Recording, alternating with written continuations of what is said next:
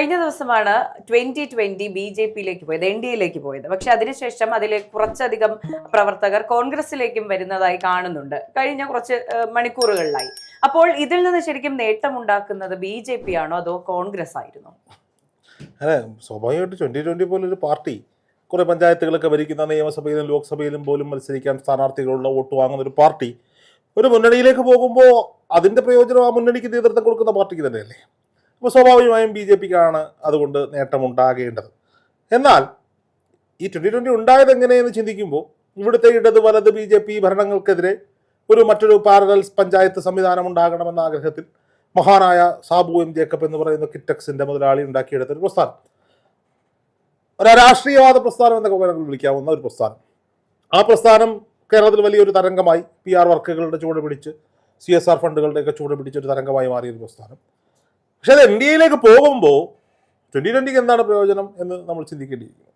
കഴിഞ്ഞ ദിവസം നരേന്ദ്രമോദി വന്ന ചടങ്ങിൽ പാൻറ്റും ഷർട്ടും ഇട്ട് ഇൻസെർട്ട് ചെയ്ത് എല്ലാവർക്കും കെട്ടിപ്പിടിക്കുകയും കൈ കൊടുക്കുകയൊക്കെ ചെയ്യുന്ന സാബു എം ജേക്കബിനെ നമ്മൾ കണ്ടു. അതേ സമയത്താണ് ഈ പറയപ്പെടുന്ന 2020-യുടെ മേഖലകളിൽ, അവർക്ക് വലിയ സ്വീകാര്യതയുള്ള മേഖലകളിൽ പഴയ മുൻ ജനപ്രതിനിധികൾ പലരും രാജിവെച്ച് പോകുന്നൊരു സാഹചര്യവും കണ്ടു.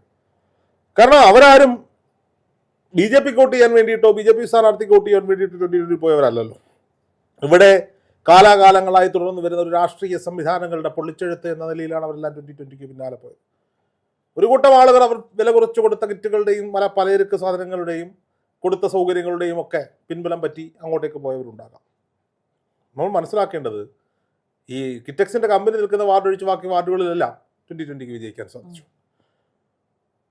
ഇനി സംഭവിക്കാൻ പോകുന്നത് 2020-ക്ക് വലിയ സ്വീകാര്യതയുള്ള മേഖലകളിൽ ഒഴിച്ച് ബാക്കി എവിടെയെങ്കിലുമൊക്കെ BJP-ക്ക് ചിലപ്പോൾ ജയിക്കാൻ സാധിക്കുന്ന ഒരു സാഹചര്യത്തിലേക്ക് പോകാനുള്ള ഇടയുണ്ട്. ഞാൻ ഇന്നലെ തന്നെ പറഞ്ഞതാണ്, ഇതുകൊണ്ട് പ്രയോജനം ഉണ്ടാകാൻ പോകുന്നത് സാബു എം ജേക്കബ് എന്ന് പറയുന്ന രാഷ്ട്രീയക്കാരനല്ല, സാബു എം ജേക്കബ് എന്ന് പറയുന്ന വ്യവസായിക്കാണ്.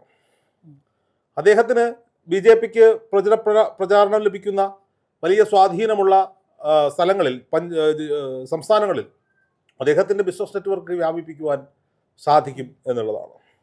കുറച്ച് നേരങ്ങൾക്ക് മുമ്പാണ് നമ്മളൊരു റീല് കണ്ടത്. രാജീവ് ചന്ദ്രശേഖരൻ്റെ സുസജ്ജമായ PR ടീമുണ്ട്. BJP-യുടെ എന്ന് പറയാൻ പറ്റില്ല, കാരണം പുള്ളിയുടെ പ്രൊമോഷനാണ് മൊത്തം. പുള്ളിയാണ് ആ പ്രൊമോഷൻ കണ്ടാൽ നമ്മൾ വിചാരിക്കും പുള്ളിയാണ് കേരളം ഉണ്ടാക്കിയത്, പുള്ളിയാണ് കേരളത്തിൽ എല്ലാ സംവിധാനങ്ങളും ഇവിടുത്തെ ജനങ്ങൾക്ക് നേടിക്കൊടുത്തത്, പുള്ളിയാണ് BJP-യെ കേരളത്തിൽ അവതരിപ്പിച്ചത്, പുള്ളിയാണ് BJP-ക്ക് ആദ്യത്തെ പഞ്ചായത്ത് മെമ്പർ ഉണ്ടാക്കി കൊടുത്തത്, പുള്ളിയാണ് BJP-യുടെ ആദ്യത്തെ MLA ഉണ്ടാക്കി കൊടുത്തത്, പുള്ളിയാണ് ആദ്യത്തെ BJP-യുടെ MP ഉണ്ടാക്കി കൊടുത്തത് എന്ന് തോന്നുന്നു. അത് രാജീവ് ചന്ദ്രശേഖരൻ BJP സംസ്ഥാന അധ്യക്ഷനായതിനു ശേഷം ഇവിടെ ഒരു തിരുവനന്തപുരം കോർപ്പറേഷൻ പിടിച്ചതിൻ്റെ പേരിൽ വലിയ കൊട്ടിക്കലാശങ്ങൾ നടത്തുകയാണ്.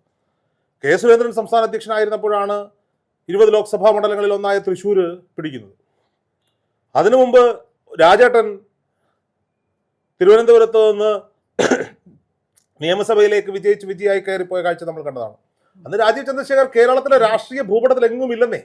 അദ്ദേഹം ബിസിനസ്സുകാരനായി അന്യ സംസ്ഥാനങ്ങളിൽ തുടരുകയായിരുന്നു, കർണാടകയിൽ തുടരുകയായിരുന്നു എന്നുള്ളതാണ്.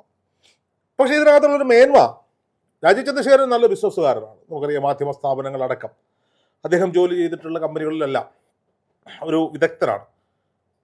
സാബു എം ജേക്കബും നല്ലൊരു വിദഗ്ധനാണ്. രാഷ്ട്രീയത്തെ എങ്ങനെ ബിസിനസ്സിൽ ഉപയോഗിക്കാമെന്നതിൽ വലിയ വിദഗ്ധരായ ഒരു മനുഷ്യനാണ്. ഈ രണ്ട് ബിസിനസ്സുകാർ ചേരുമ്പോൾ BJP ഒരു വലിയ കോർപ്പറേറ്റ് കമ്പനിയായി മാറുമോ എന്ന ഭയം പലർക്കും ഉണ്ട്. BJP അതിനെ ബ്രാൻഡ് ചെയ്യുന്നത്, അല്ലെങ്കിൽ രാജീവ് ചന്ദ്രശേഖരന്റെ ടീം അതിനെ ബ്രാൻഡ് ചെയ്യുന്നത് ഇവർ രണ്ടുപേരുടെയും വിദഗ്ധതയിൽ മാറാത്തത് മാറും, കേരളം വളരും എന്നുള്ളതാണ്. പക്ഷെ കേരളത്തിൽ വളരണമെങ്കിൽ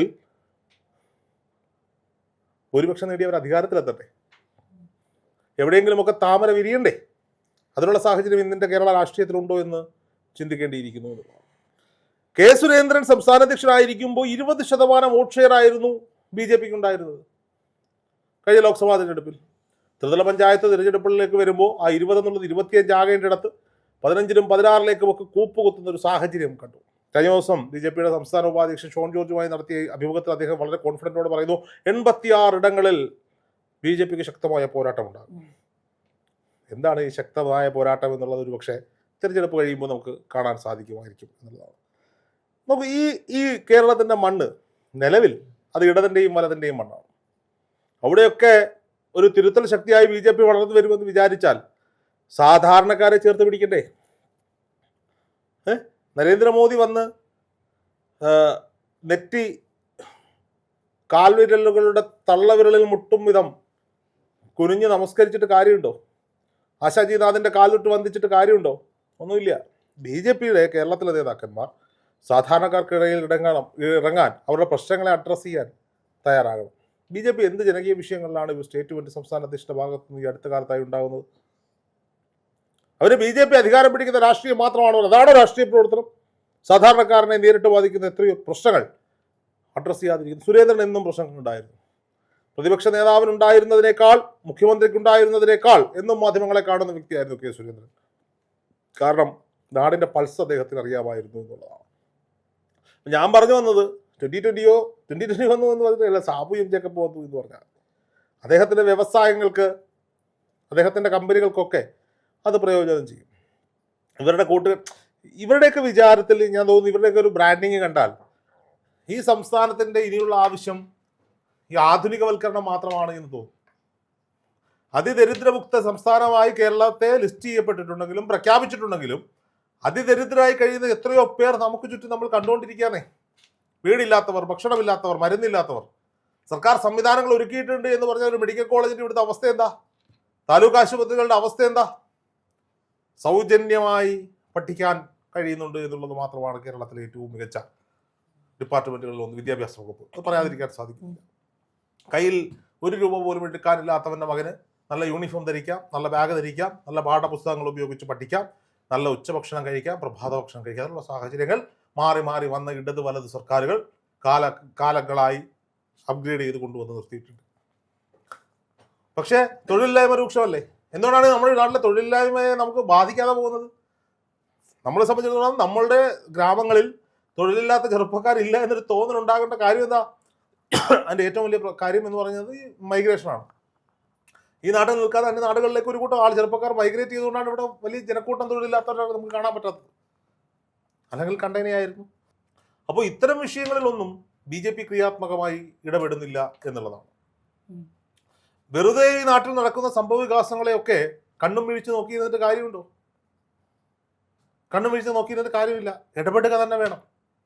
അത് ചർച്ചകളിലായാലും ഓപ്പോസിറ്റ് ഇരിക്കുന്ന ആൾ ഇടപെട്ടാൽ മാത്രമേ നമുക്ക് കൂടുതൽ നേരം കൂടുതൽ കാര്യങ്ങൾ സംസാരിക്കാൻ പറ്റുള്ളൂ. എന്ന് വെച്ചാൽ രാഷ്ട്രീയം ചർച്ച ചെയ്യുമ്പോൾ ഇടതുപക്ഷം അവരുടെ രാഷ്ട്രീയം ജനങ്ങളിലേക്ക് അടിച്ചേൽപ്പിക്കുമ്പോൾ അതിനെ പ്രതിരോധിച്ചുകൊണ്ട് കോൺഗ്രസ് രാഷ്ട്രീയം ഇവിടെ വളർന്ന് പന്തലിക്കുമ്പോൾ ബി ജെ പി അവരുടെ രാഷ്ട്രീയം പറയണം. ഇവിടെ രാഷ്ട്രീയം പറയുന്നില്ല. മോദി എന്ന ബ്രാൻഡിങ്ങിലേക്ക് മാത്രം അതിനെ കൊണ്ട് കെട്ടാൻ ഈ നേതൃത്വം മുന്നോട്ടിറങ്ങുകയാണ്. സാധാരണക്കാരനെ ചേർത്ത് പിടിക്കാൻ സാധിക്കുന്നില്ല എന്നുള്ളതാണ്.